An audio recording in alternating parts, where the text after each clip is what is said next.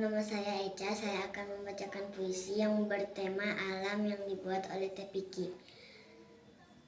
Alam. Di pagi hari ku dengar burung berkicau bersama kilauan mentari yang bersatu dengan awan yang menari. Oh alam, begitu indah dirimu. Dapatkah aku sekagum ini pada engkau?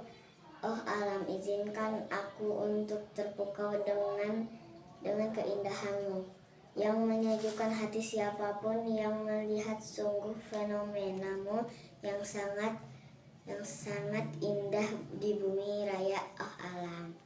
Assalamualaikum warahmatullahi wabarakatuh.